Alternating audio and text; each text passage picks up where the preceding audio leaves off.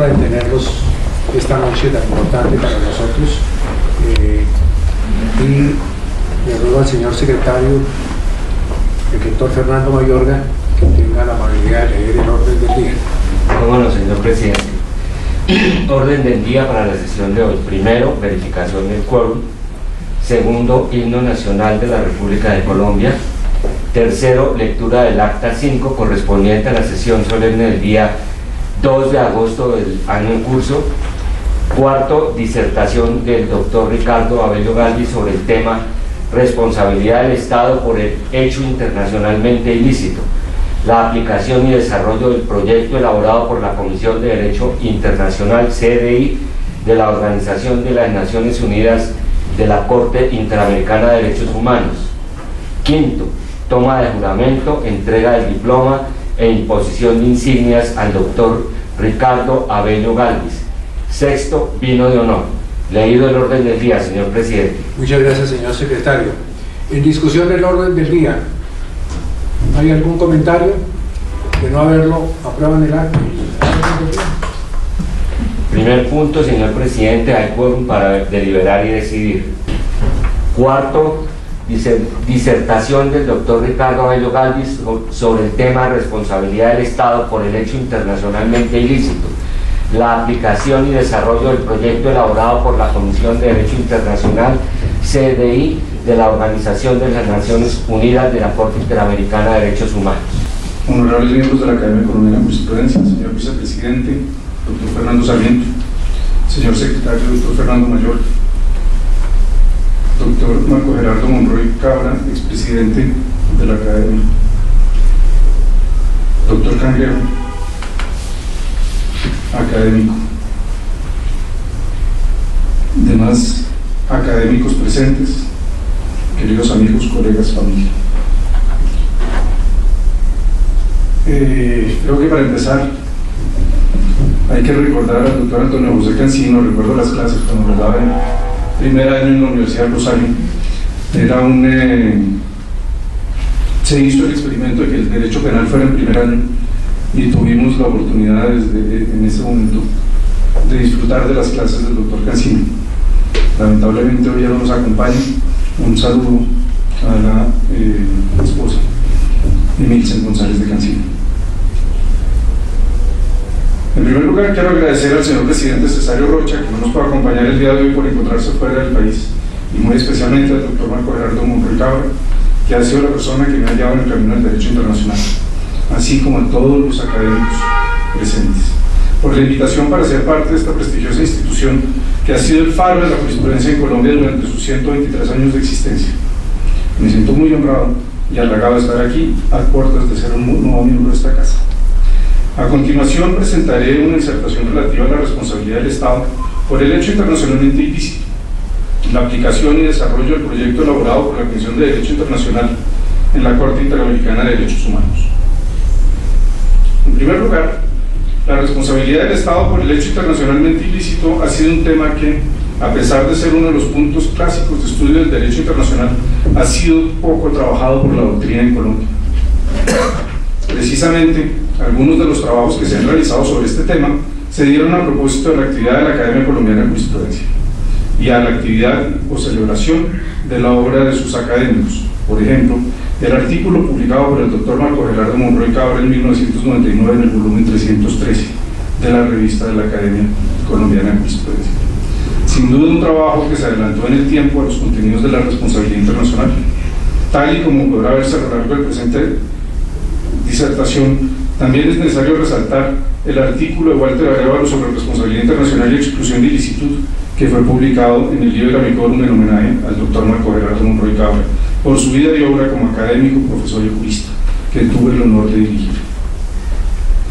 Hoy en día, el tema de la responsabilidad internacional ha cobrado gran importancia, como consecuencia de la coyuntura de violencia que ha vivido el país en las últimas décadas y que se ha visto reflejado en la jurisprudencia de la Corte Interamericana de Derechos Humanos, en las que se ha condenado al Estado colombiano.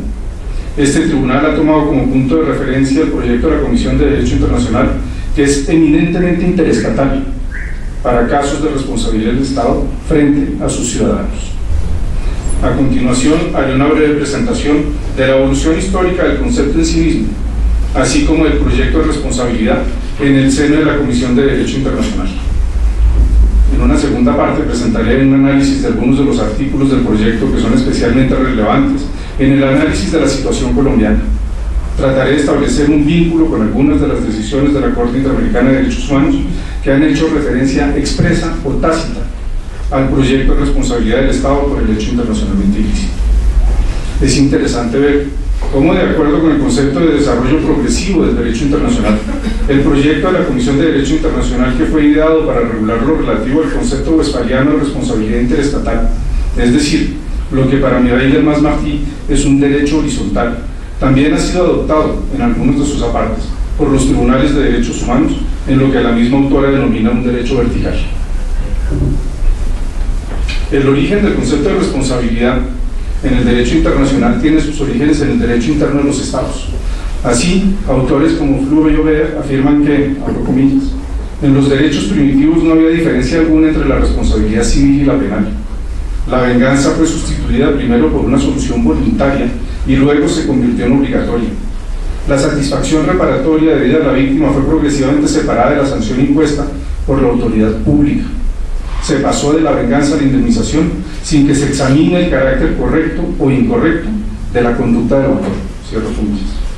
En el derecho romano se desarrolló el concepto de los delitos nominados. En estos encontrábamos que determinadas faltas taxativamente enunciadas eran generadoras de responsabilidad, mientras que en el derecho civil, el Código Napoleónico específicamente basándose en el derecho canónico, el autor de un daño debía responder cada vez que se encontraba en falta.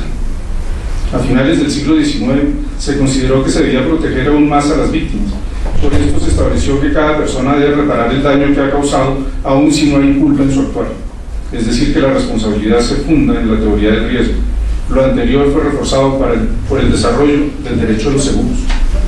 Finalmente, vale la pena citar la teoría denominada de la garantía, que fue desarrollada por Stark, que propone que el tema de la responsabilidad no debe fundarse en la actuación, con falta o sin ella, de la persona responsable, sino en una relación directa en el hecho que el daño lesiona un derecho patrimonial o extrapatrimonial que se encuentra en cabeza de la víctima. La aplicabilidad de la responsabilidad hoy en día en el derecho colombiano y en general en los diferentes derechos internos de la Comunidad Internacional de Estados en su conjunto requiere una triple condición para que se configure. Estos son la culpa, el daño y el nexo causal. Sin embargo, en derecho internacional solo se requiere una doble condición, a saber, que se viole una norma de derecho internacional y que ésta sea atribuible a un Estado. Es claro que hay una diferencia entre los elementos constitutivos de la responsabilidad en el derecho interno con relación a los mismos elementos en el derecho internacional, como lo veremos más adelante. Mientras tanto, en el derecho internacional, cuando se habla de responsabilidad, se hace referencia al Estado.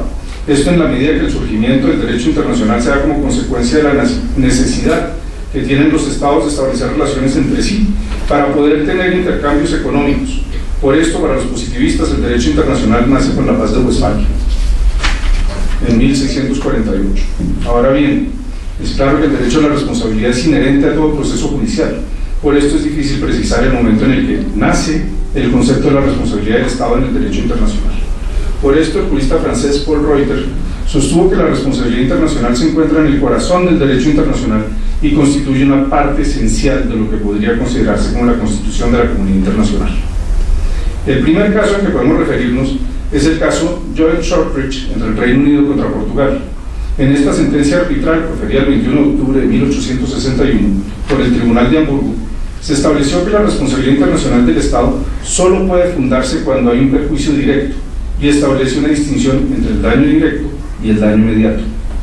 Esta posición de establecer de forma clara el nexo causal siguió siendo aplicada en varios tribunales arbitrales, entre ellos el famoso caso Alabama, que enfrentó a los Estados Unidos con el Reino Unido y que es considerado el primer tribunal arbitral moderno.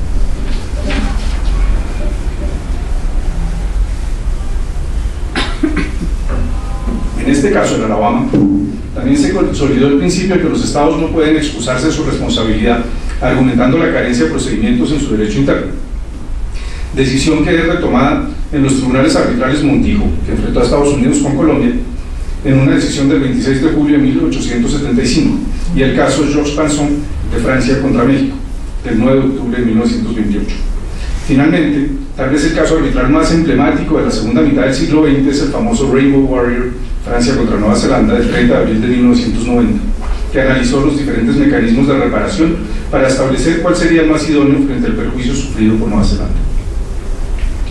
Con la creación de tribunales permanentes de derecho internacional, la jurisprudencia en materia de responsabilidad se siguió consolidando en este sentido y podemos destacar dos casos icónicos de la Corte Permanente de Justicia Internacional, como el caso del vapor Wimbledon, que analizó lo relativo al vínculo entre el daño y la reparación, y el de la fábrica Chaussure, que consolidó el concepto de deber de reparar o borrar todas las consecuencias del hecho ilícito. En el mismo sentido, en la Corte Internacional de Justicia es necesario destacar los casos del Canal de Corfú, que centró la reparación en el concepto de satisfacción, y el del personal diplomático y consular de Estados Unidos en Teherán, en el que se generó un cambio fundamental, haciendo uso del concepto de due diligence con relación al deber de los Estados frente al deber de vigilancia. Es decir, que el Estado también puede ser responsable por omisión. Ahora bien, en el desarrollo en el marco de la Comisión de Derecho Internacional de las Naciones Unidas, vemos cómo, como consecuencia de la importancia del tema y de tener un marco claro en materia de responsabilidad, la Asamblea General de las Naciones Unidas dio el primer paso para el estudio del tema que nos ocupa por medio de la Resolución 799 del 7 de diciembre de 1953. Por medio de esta resolución se le encarga a la Comisión de Derecho Internacional de las Naciones Unidas que, como es su función, se ocupe de identificar las normas consuetudinarias existentes sobre el tema, así como su desarrollo progresivo a la luz del derecho internacional. Es decir, que la Comisión de Derecho Internacional debía ubicar aquellas normas que, sin estar tipificadas, eran ya aplicadas por los Estados como costumbre internacional y así poderlas positivizar. Por otro lado, debía elaborar nuevas normas para presentárselas a la comunidad internacional en un documento que regule el tema cuyo estudio le había sido solicitado. La Comisión de Derecho Internacional dio por terminado su trabajo sobre el tema en el año 2001, cuando presentó el proyecto de artículos a la Asamblea General y que fue aprobada por este órgano por medio de la Resolución 5683. 45 años de trabajo y 5 relatores especiales fueron necesarios para que el tema que nos ocupa pudiera ser codificado. El primer informe fue presentado por el relator especial García Amador en 1956. Y el último, el que fue aprobado por la Comisión, fue presentado en el año 2001 por James Crawford. Sin embargo, los más difíciles están por venir. En efecto, han pasado 16 años desde que fue aprobado el proyecto que codificó la responsabilidad del Estado por el hecho internacionalmente ilícito y aún no se ha convocado una conferencia ministerial en aras de que se convierta este proyecto en un tratado internacional. Al respecto es necesario precisar que, de acuerdo con el artículo 38 del Estatuto de la Corte Internacional de Justicia, este tema es aplicable por parte de los tribunales internacionales como costumbre internacional, al ser esta una de las fuentes señaladas en el artículo mencionado. En efecto, hoy en día, la gran mayoría de los artículos de la Comisión de Derecho Internacional tienen plena aplicabilidad en los tribunales internacionales, por vía de costumbre. Si bien hay una mayor claridad como consecuencia de la existencia misma del texto aprobado por la Comisión y posteriormente por la Asamblea General, no le quita que es necesario hacer un análisis del artículo que se va a aplicar para determinar si cumple con los dos elementos de la costumbre, es decir, el elemento material y la opinio juris. En consecuencia, es muy probable que los Estados prefieran mantener este tema bajo la figura de normas consuetudinarias para así evitar cualquier modificación indeseable del proyecto del 2001 por parte de los representantes estatales en una eventual conferencia ministerial. Varios fueron los retos que tuvieron que ser resueltos a lo largo de la evolución del proyecto. En este sentido, el artículo 1 del proyecto, a pesar de lo breve, contiene una profundidad mayor en el sentido en que es el que le da el nombre y todo lo que de aquí se desprende en la medida que establece que todo hecho internacionalmente ilícito del Estado genera su responsabilidad internacional. En cuanto al nombre, hubo varias discusiones entre los miembros de la Comisión de Derecho Internacional para determinar si debe llamarse responsabilidad del Estado por el acto internacionalmente ilícito o si era mejor que se llamara responsabilidad del Estado por el hecho internacionalmente ilícito, tal y como ya había sido usado por la Corte Permanente de Justicia Internacional en el caso de los fosfatos en Marruecos y la Corte Internacional de Justicia desde el caso del Canal de Corfú. Esto para nosotros los abogados no es una discusión menor. En efecto, Determinar con claridad qué palabra debía usarse conllevaba establecer cuál sería el alcance de la responsabilidad estatal. En este sentido, se prefirió la segunda fórmula en la medida que los hechos permiten determinar la responsabilidad no solo por las acciones del Estado, sino que también se establece con relación a sus omisiones, mientras que el acto solo hace referencia a una responsabilidad por las acciones cometidas por un Estado. Como veremos más adelante, este es un punto crucial en lo referente a la responsabilidad estatal frente a la violación de derechos humanos. Asimismo, desde el mismo título encontramos unos parámetros claros en el sentido de que se trata de la responsabilidad internacional del Estado, de nadie más.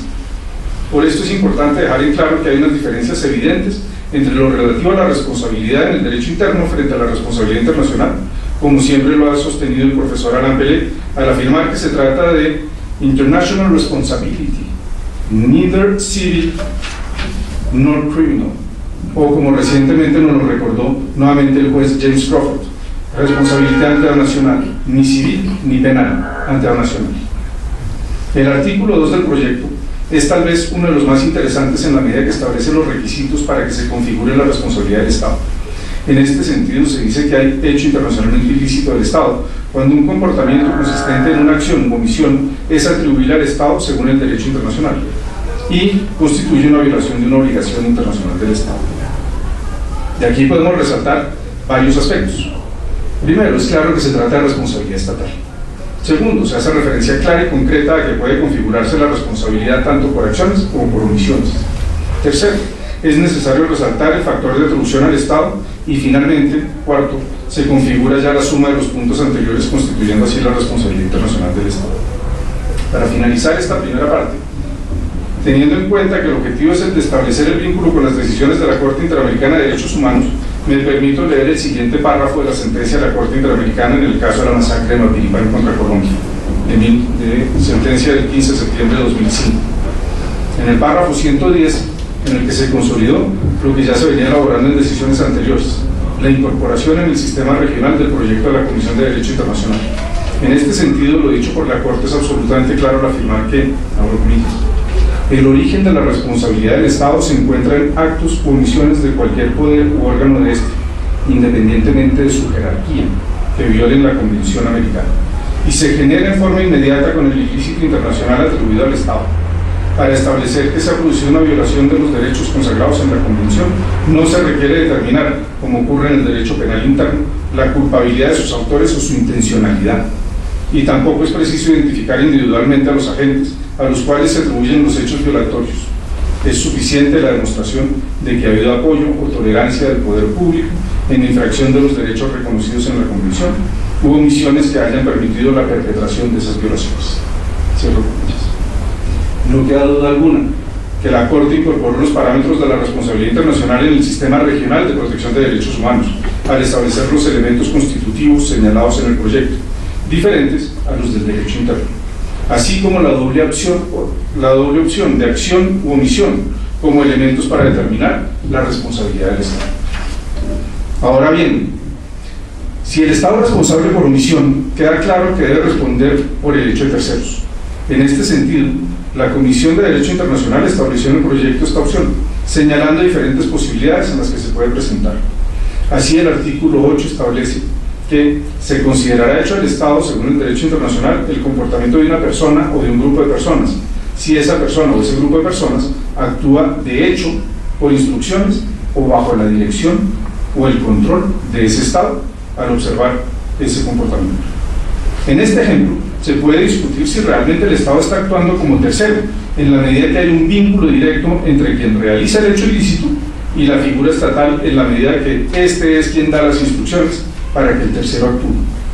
La segunda opción hace que sea aún más dudosa la calidad de tercero en la medida que está dirigiendo la comisión del hecho, o peor aún, el Estado está ejerciendo el control sobre la realización de los hechos, tal y como la desarrolló la Corte Internacional de Justicia en el caso de las actividades militares y paramilitares en Nicaragua y contra Nicaragua, al establecer que debía haber un control efectivo de las operaciones para determinar la responsabilidad de los Estados Unidos. Por todo lo anterior, puede haber dudas con relación a que realmente haya una responsabilidad por el hecho de terceros, o si se trata directamente de la comisión de un hecho ilícito por parte del Estado.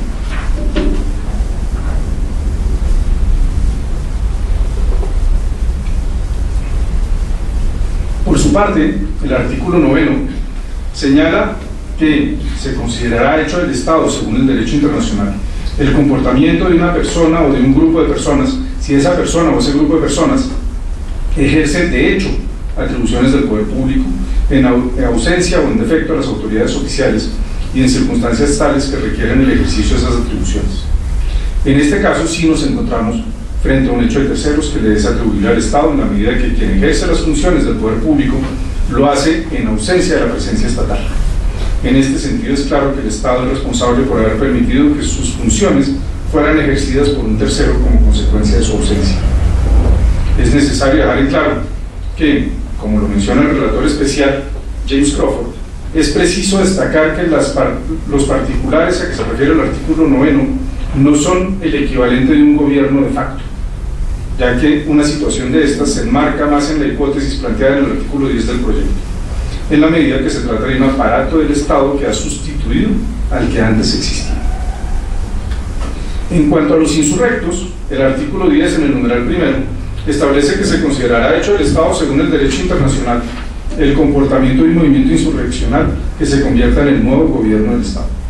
En el numeral segundo adiciona que el comportamiento y movimiento insurreccional o de otra índole que logre establecer un nuevo Estado en parte del territorio de un Estado preexistente o en un territorio sujeto a su administración se considerará hecho del nuevo Estado según el derecho internacional. Finalmente, el numeral tercero establece que el presente artículo se entenderá sin perjuicio de la atribución al Estado de todo comportamiento, cualquiera que sea su relación con el del movimiento de que se trata, que deba considerarse hecho de ese Estado en virtud de los artículos 4 a 9. En estos tres numerales del artículo 10 del proyecto nos encontramos con un principio general en el que hay una división entre los hechos cometidos por los grupos insurrectos, como lo denomina el proyecto, y los hechos atribuibles a un Estado. Sin embargo, es necesario dejar en claro, tal y como lo hace el mismo artículo, que si el grupo en cuestión logra llegar al poder, sus actos dejarán de ser materia de responsabilidad de acuerdo con los parámetros del derecho interno, para convertirse en un hecho atribuible al Estado de acuerdo con el derecho internacional. Ahora bien, bajo la perspectiva de los derechos humanos, el espectro se vuelve más amplio en la medida que los hechos cometidos por un grupo insurrecto o aún por un gobierno con una ideología política diferente al gobierno que se encuentra en un momento dado en el poder, conllevarán directamente la responsabilidad del Estado en la medida que esos hechos le son atribuibles por ser el garante de la protección de los derechos humanos de todos los ciudadanos que se encuentran en su territorio, independientemente de qué grupo político se encuentre en el poder, o de si un grupo insurrecto logró derrocar el gobierno para asumir la dirección del Estado. En este sentido, nuevamente me parece importante hacer referencia en la jurisprudencia de la Corte Interamericana de Derechos Humanos. En primer lugar, al ícono de la jurisprudencia de este tribunal, como es el caso Velázquez Rodríguez. En el párrafo 184 de esta decisión se establece que, según el principio de derecho internacional de la identidad o continuidad del Estado, la responsabilidad subsiste con independencia de los cambios de gobierno en el transcurso del tiempo y, concretamente, entre el momento en que se comete el hecho ilícito que genera la responsabilidad y aquel en que ella es declarada. Lo anterior es válido también en el campo de los derechos humanos, aunque desde un punto de vista ético o político, la actitud del nuevo gobierno sea mucho más respetuosa de esos derechos que la que tenía el gobierno en la época en que las violaciones se produjeron. También afirma en el párrafo 172 que es pues claro que en principio es imputable al Estado toda violación a los derechos reconocidos por la Convención cumplida por un acto del poder público de personas que actúan prevalidas de los poderes que ostentan por su carácter oficial. No obstante, no se agotan allí las situaciones en las cuales un Estado está obligado a prevenir, investigar y sancionar las violaciones a los derechos humanos, ni los supuestos en que su responsabilidad puede verse comprometida por efecto de una lesión a esos derechos. En efecto, un hecho ilícito violatorio de los derechos humanos que inicialmente no resulta imputable directamente a un Estado, por ejemplo, por ser obra de un particular o por no haberse identificado al autor de la transgresión, puede acarrear la responsabilidad internacional del Estado no por ese hecho en sí mismo, sino por falta de la debida diligencia para prevenir la violación o para tratarla en los términos requeridos por la Convención. Finalmente, establece la Corte, en el caso de la masacre de Maquilipán, que dicha responsabilidad internacional puede generarse también por actos de particulares en principio no atribuibles al Estado.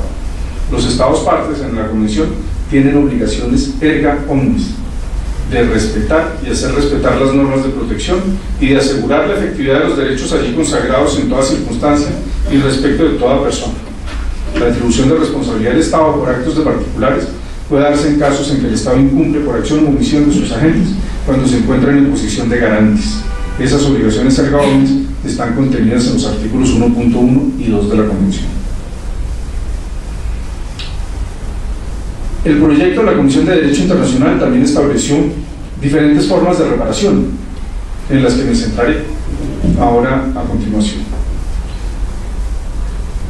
El concepto general se ha mantenido estable, al punto que aún hoy en día en la Corte Internacional de Justicia se sigue citando el famoso caso ya mencionado de la Corte Permanente de Justicia Internacional relativo a la fábrica Short-Surf, en el que se estableció que constituye un principio de derecho internacional que la infracción de un compromiso entraña la obligación de dar reparación en forma debida. Para lograr este objetivo se establecieron 3 formas de reparación, los que, a nuestro modo de ver, conforman una reparación plena e integral. En efecto, el proyecto estableció en primer lugar la restitución o status quo ante, que, de ser necesario, irá acompañada o reemplazada por la indemnización, que es el segundo mecanismo. En tercer lugar se incluyó la satisfacción. Esta, por su esencia misma, es inherente en el derecho internacional contemporáneo a cualquier mecanismo de reparación, en la medida que va mucho más allá de lo material o pecuniario, y le permite a la víctima, sobre todo en los casos de violación de derechos humanos, quedar con la tranquilidad de una reparación plena, de acuerdo con los parámetros que veremos más adelante. Los 3 artículos que conforman la reparación tienen un punto en común, y es que el último relator especial, James Crawford, solicitó que estos fueran reformulados para que quedaran como una obligación en cabeza del Estado responsable de la comisión de derecho ilícito y no como un derecho del Estado lesionado. Con esta modificación se fortalece la reparación bajo la perspectiva de quien sufre el perjuicio, en la medida que el juez, al momento de fallar, establece una sanción que se enmarca en la reparación, sacándolo así de la esfera o del control del Estado que considera vulnerados sus derechos. Ahora bien, en cuanto al primer mecanismo señalado del proyecto, se establece que la restitución como mecanismo de reparación en los siguientes términos. El Estado responsable de un hecho internacionalmente ilícito está obligado a la restitución, es decir, a restablecer la situación que existía antes de la comisión del hecho ilícito, siempre que y en la medida en que esta restitución no sea materialmente imposible o no entrañe una carga totalmente desproporcionada con relación al beneficio que derivaría de la restitución en vez de la indemnización. El artículo tiene 2 características para que sea aplicable. La primera es que sea posible restituir, es decir, que no haya habido destrucción total del bien, o que siendo parcial su restitución no cumpla con su función. En temas de derechos humanos la restitución es mucho más compleja en la medida que estos conllevan a su vez un daño moral y psicológico de los individuos que han sido víctimas. Estas situaciones son imposibles de devolver al status quo ante. El segundo elemento hace referencia a que la restitución no sea muy gravosa o desproporcionada. El artículo hace una doble referencia en el sentido de tener en cuenta las consecuencias tanto del Estado infractor como del Estado víctima. Esto puede entenderse bajo la perspectiva de que el proyecto hace referencia exclusivamente a la responsabilidad estatal, es decir, que los 2 sujetos procesales son Estados. Sin embargo, consideramos que bajo la perspectiva de los derechos humanos, el literal B del artículo 35 debe ser morigerado teniendo en cuenta que la reparación de las víctimas debe ser plena. Con relación a esta forma de reparación, la Corte Interamericana de Derechos Humanos, nuevamente desde el caso de Velázquez Rodríguez, ha sostenido de forma reiterada que la reparación del daño ocasionado por la infracción de una obligación internacional consiste en la plena restitución, restitutio in integro, lo que incluye el restablecimiento de la situación anterior y la reparación de las consecuencias que la infracción produjo, y el pago de una indemnización como compensación por los daños patrimoniales y extrapatrimoniales, incluyendo el daño moral. En consecuencia, para la Corte Interamericana, el concepto de restitución es un parámetro de reparación. Este tribunal sigue los postulados establecidos por el derecho internacional general en materia de reparación. Ahora bien, el segundo mecanismo es el establecido es el relativo a la indemnización. En este sentido, el artículo 36 señala que el Estado responsable de un hecho internacionalmente ilícito está obligado a indemnizar el daño causado por ese hecho en la medida en que dicho daño no sea reparado por la restitución. La indemnización cubrirá todo daño susceptible de evaluación financiera, incluido el lucro cesante en la medida en que este sea comprobado. La indemnización, de acuerdo con lo expresado por el relator especial, es la forma de reparación más solicitada, En este sentido, hace referencia a lo dicho por la Corte Internacional de Justicia en el caso de Archivo Naguimaros, que retomó la definición que dio la Corte Permanente de Justicia Internacional en el caso de la fábrica Shorsuf, ya mencionado, cuando sostuvo que es una norma firmemente establecida de derecho internacional que el Estado lesionado tiene derecho a obtener indemnización del Estado que ha cometido un hecho internacionalmente ilícito por el daño causado por ese hecho. Asimismo, por indemnización se entiende la reparación del daño cuyo requisito es que sea susceptible de evaluación financiera. Esto excluye entonces el daño moral. Al respecto, la Corte Interamericana de Derechos Humanos ha interpretado, desde el caso de Velázquez Rodríguez, el artículo 63.1 del Pacto de San José, en el sentido que la expresión justa indemnización debe ser entendida como compensatoria y no sancionatoria, y afirma también que algunos tribunales, los anglosajones, fijan indemnizaciones cuyos valores tienen propósitos ejemplarizantes o disuasivos. Este principio no es aplicable en el estado actual del derecho internacional. Es decir, no está negando de plano que este tipo de indemnizaciones puedan llegar a ser dadas por el tribunal, y reitera que toda violación a una obligación internacional que haya producido un daño comporta el deber de repararlo adecuadamente. La indemnización, por su parte, constituye la forma más usual de hacerlo.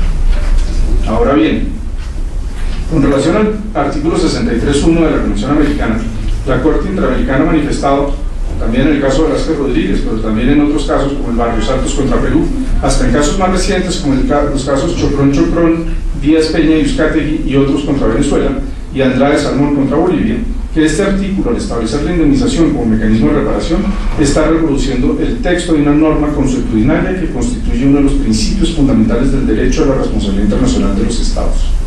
Al respecto, autores como Christian Tomusha sostienen que la Corte Interamericana parte de una premisa falsa, en la medida que para él este artículo no puede ser considerado consuetudinario en el sistema interamericano en la medida que hace referencia a una relación interestatal que es inexistente en este tipo de casos contenciosos que se adelantan ante la Corte Interamericana.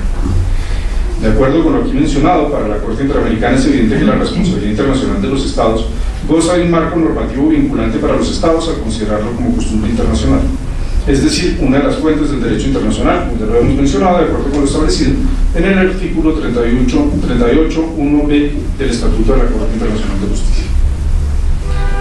Lo que es bien interesante desde esta perspectiva es que la Corte Interamericana no establece diferencia alguna entre el marco normativo aplicable bajo una perspectiva westfaliana, en la que el derecho internacional regula exclusivamente las relaciones interestatales, sino que amplía el espectro de la responsabilidad en materia de derechos humanos a una relación en la que las víctimas son directamente los individuos. Finalmente, el proyecto incluyó como tercer elemento de reparación la satisfacción. En este sentido, el artículo 37 quedó en los siguientes términos: el Estado responsable de un hecho internacionalmente ilícito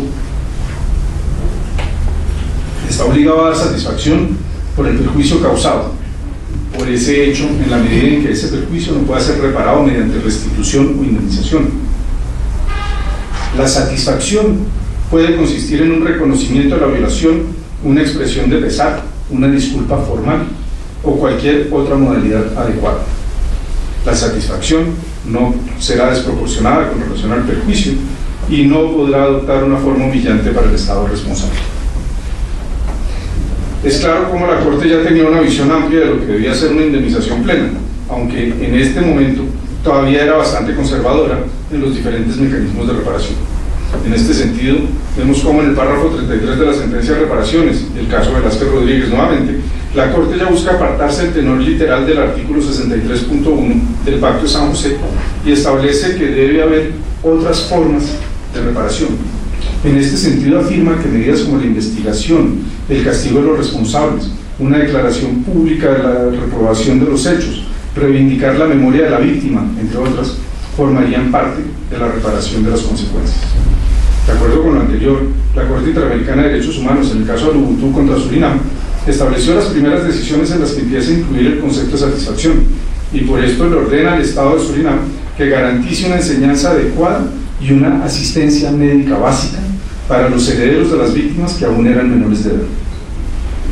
Hoy en día la Corte sigue haciendo referencia al caso de Velázquez Rodríguez, específicamente a los párrafos 25 a 27, pero además incluyen el más reciente caso relativo a reparaciones, el caso Acosta y otros contra Nicaragua, en el que añade que toda violación de una obligación internacional que haya producido daño comporta el deber de repararlo adecuadamente, y que esa disposición recoge una norma consuetudinaria que constituye uno de los principios fundamentales del derecho internacional contemporáneo sobre la responsabilidad de un Estado. Para Karim Bonneau, la Corte Interamericana se ha concentrado en un importante desarrollo de la satisfacción como mecanismo de reparación y sostiene que ha incluido el derecho a la verdad. También ha desarrollado el derecho a la justicia como mecanismo de satisfacción en casos como la masacre de Mapiripán contra Colombia y el Caracazo contra Venezuela. Asimismo, es claro que hay otros mecanismos de satisfacción planteados por la Corte, como los siguientes: la búsqueda de las personas desaparecidas, así como la identificación y la restitución de los cuerpos de las víctimas, el acto público de reconocimiento de la responsabilidad internacional, la rehabilitación moral y simbólica de las víctimas, eliminación de los antecedentes penales de las víctimas, garantías estatales de seguridad para los habitantes desplazados que quieran regresar, suministro de bienes y prestación de servicios básicos, la traducción de la sentencia al idioma de la comunidad indígena cuando ésta es víctima, elaboración de una placa o la creación de una beca. En el caso Yarse, el más reciente caso contra Colombia, la Corte ordenó como medida de satisfacción, en primer lugar, la publicación de la sentencia en un medio de circulación nacional y, en segundo lugar, que se realice un acto público de reconocimiento de su responsabilidad internacional por las violaciones declaradas en esta sentencia. El acto deberá ser realizado en una ceremonia pública con la presencia de altas autoridades del Estado y de todas las víctimas que quisieran asistir. Esta es la fórmula clásica usada por la Corte. En ocasiones ha incluido otras medidas de satisfacción, tal y como lo hizo al ordenar la elaboración de un documental en el caso de los desaparecidos del Palacio de Justicia. Ahora bien, es curioso cómo la Corte ha incluido la medida de rehabilitación de forma independiente cuando podrían ser considerados como satisfacción. En efecto, en el caso Duarte contra Colombia, la Corte sostuvo que la ayuda psicológica y la afiliación y pago de la seguridad social es una medida de rehabilitación. Con esto se evidencia que para la Corte hay un nuevo método de daño inmaterial y que no tiene naturaleza pecuniaria. Como podemos ver, la Corte Interamericana ha desarrollado este punto de forma bastante amplia, sobre todo en los casos que tienen que ver con comunidades indígenas y desarrollo que no ha tenido en la misma forma ni alcance en el derecho internacional general. A modo de conclusión, podemos decir que el tema de la responsabilidad del Estado es una prueba de la importancia de la costumbre como fuente del derecho internacional. Es un tema que viene siendo aplicado desde las primeras decisiones de todo fallo judicial. En consecuencia, consideramos que es preferible que se siga aplicando por esta vía y no llamar a la comunidad internacional para convertir este proyecto en un tratado. Su fuerza vinculante es la misma, y así se evita que haya modificaciones indeseadas al proyecto que la Comisión de Derecho Internacional de las Naciones Unidas elaboró de forma tan detallada y juiciosa. Como se puede observar, el proyecto tiene una gran aceptación por parte de los diferentes tribunales internacionales. Esto se desprende del trabajo realizado por las Naciones Unidas, en el que se hizo un profundo estudio sobre esta aplicabilidad en los tribunales penales para la antigua Yugoslavia, Ruanda, así como en la Organización Mundial de Comercio, también en tribunales arbitrales en los que se aplica la normatividad del CIADI, el Tribunal de Reclamaciones de Irán contra Estados Unidos, el Tribunal Europeo de Derechos Humanos, el Tribunal Internacional del Mar, la Comisión de Indemnización de las Naciones Unidas, la Comisión de Reclamaciones entre Eritrea y Etiopía, y obviamente la Corte Internacional de Justicia. Por otro lado, en el derecho interno, los Estados Unidos han aplicado artículos del proyecto. A modo de ejemplo, podemos citar los siguientes: en el Tribunal de Apelaciones de los Estados Unidos, en el caso Compañía Noga de Importación y de Exportación S.A. contra la Federación de Rusia, y por el Tribunal del Distrito de los Estados Unidos en el caso Villeda Tana, Fresh del Monte, Produce Inc. Además, y ya para terminar, es necesario recalcar que el mismo proyecto acepta en el artículo 55 la existencia de una lex specialis que sea más garantista. En consecuencia, el proyecto de la Comisión de Derecho Internacional es un marco de estándares mínimos en materia de responsabilidad de los Estados que permite la convivencia eventual de varios instrumentos de responsabilidad internacional del Estado por el hecho internacionalmente ilícito, tal y como lo ha desarrollado la Corte Interamericana de Derechos Humanos. Muchas gracias.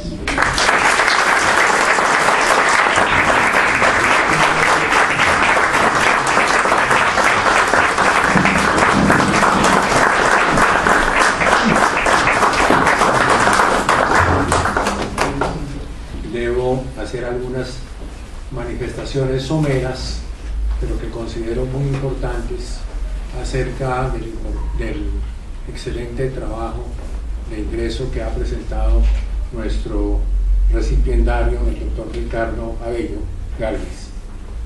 Él nos trae la mención de los escritos de nuestro expresidente, el doctor Marco Gerardo Monroy, hoy miembro honorario de la Academia y distinguida figura que consideramos como nuestro permanente presidente. Nos habla de cómo el criterio de responsabilidad es diferente del ámbito nacional, en que se necesita la vinculación entre el daño, la responsabilidad y la norma que se considera vulnerada, para pasar a un sistema más sencillo, casi que podríamos, no lo llama así el doctor Ricardo, un caso de responsabilidad objetiva. Es decir, que originado el daño y establecido que es atribuirle al Estado, bien por acción o por omisión, debe corresponder a esa decisión una indemnización, y pasa así de la teoría de la noción de venganza a un punto más evolucionado, más civilizado, podría decir, en un lenguaje más sencillo, consistente en la indemnización. Nos traslada desde el derecho romano a la concepción westfaliana y luego al criterio moderno, en el que predomina la noción de costumbre, el jus cogens, y la posibilidad de que el Estado sea responsable tanto por acción como por omisión, haciendo unas consideraciones muy importantes de palpitante actualidad para Colombia, como es el caso de Mapiripán, en el que se condena al Estado por intervención de terceros, que también por alguna manera sustituyen al Estado de una manera ilegítima, crean el hecho internacional ilegítimo y por consiguiente se les atribuye una responsabilidad al Estado que debe subsanar o debe atender. Considero de esta forma que a nombre de la Academia, que el trabajo del doctor Ricardo Abello Gálvez debe ser publicado en nuestra revista, y así lo procederemos a señalar para agrado de todos quienes le damos la bienvenida a su trabajo, que consideramos importante, que viene a sumarse al equipo de internacionalistas de la Academia, presidido por nuestro distinguido académico honorario. Quiero hacer también mención de la riquísima hoja de vida, pero que tengo que abreviar por razones de consideración a los presentes y especialmente a los que están de pies, por insuficiencia de sillas. Y quiero manifestar que el recipiendario es profesor principal de carrera académica de la Universidad del Rosario, la ilustrísima Universidad del Rosario, miembro del Grupo Nacional ante la Corte Permanente de Arbitraje, agente de Colombia ante la Corte Interamericana de Derechos Humanos, de la cual hizo amplia referencia, y la importancia de la jurisprudencia de este tribunal, editor del Anuario Colombiano de Derecho Internacional, codirector de la especialización en Derecho Internacional de los Derechos Humanos, con maestría en el Instituto de Altos Estudios Internacionales y del Desarrollo de Ginebra, profesor invitado en las universidades de París 10, Nanterre, Lovaina, Bélgica, Westminster, Londres, la American University de Washington, la Alfonso X el Sabio en Madrid, España, la Universidad de La Sabana y la de los Andes, la Sergio Arboleda y la Academia Diplomática Augusto Ramírez Ocampo en Bogotá. Es presidente de la Academia Colombiana de Derecho Internacional, miembro del Instituto Hispano-Sudamericano de Derecho Internacional, miembro de la Sociedad Latinoamericana de Derecho Internacional, de la Sociedad Francesa de Derecho Internacional y de la American Society of International Law, actualmente siendo vicepresidente del Colegio de Abogados Lozanistas. Tiene numerosas publicaciones cuyos nombres de momento omitiré, artículos en revistas indexadas y publicaciones en libros. Doy pues la bienvenida al doctor Ricardo Abello. ¿Jura usted cumplir bien y fielmente los deberes que la Academia Colombiana de Jurisprudencia le señala a sus miembros correspondientes, numerarios, honorarios? Y si es así, que Dios y la patria se los premien, y si no, que ella se lo demande. Sí. Muchas gracias.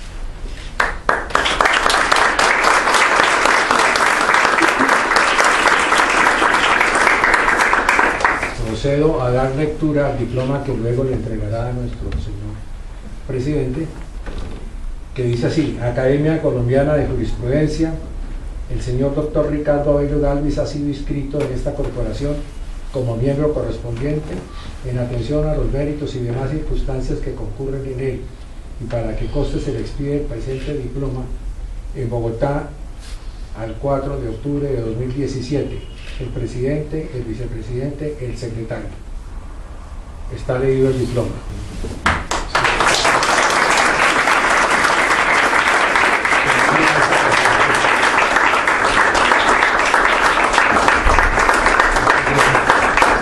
Le ruego a la señora esposa del doctor Ricardo Abello, doña Muriel Lodán, que ponga, las insignias correspondientes.